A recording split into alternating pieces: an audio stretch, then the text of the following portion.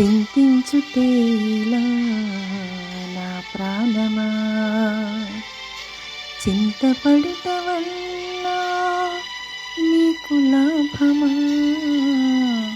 చింతపడుట వల్ల నీకు లాభమా. చింతలన్నీ మోసే యేసు ఉండగా, చింతలన్నీ మోసే యేసు ఉండగా, చింతపడుట మాని సంతసించునా, చింతపడుట మాని సంతసించునా. చింతించుటేలా నా ప్రాణమా.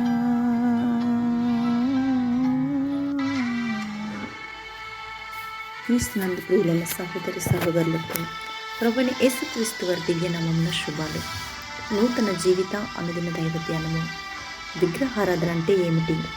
మత్తయి సువార్త 10వ అధ్యాయము 33వ వచనము. మనుషుల ఎదుట ఎవడు నన్ను ఎరుగననునో వానిని పరలోకమందున నా తండ్రి ఎదుట నేనును ఎరుగనందును. విగ్రహారాధన అంటే ఏమిటి? విగ్రహారాధన అనేది మనకు మరియు దేవునికి మధ్య వచ్చేది.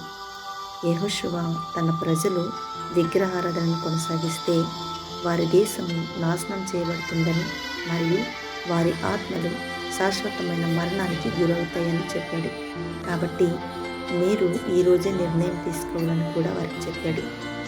మీరు ఈ జీవితంలోని విగ్రహాలను సేవించాలనుకుంటున్నారా, లేదా సజీవమైన దేవునికి సేవ చేయాలనుకుంటున్నారా అని మీరు నిర్ణయించుకోవాలి.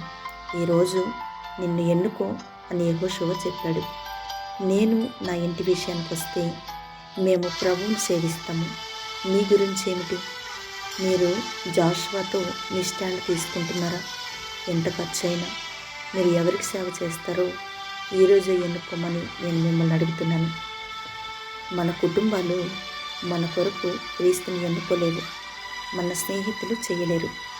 దేవుడు గొప్ప దేవుడు, కానీ దేవుడు కూడా మన కోసము నిర్ణయం తీసుకోలేడు.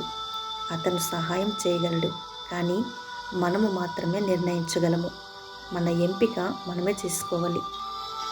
ప్రభువైన యేసుక్రీస్తు నా జీవితంలోని విగ్రహాలను తీసివేయండి, తద్వారా నా రక్షకుడివైన నిన్ను నేను పూర్తిగా సేవిస్తాను. ఆమేన్.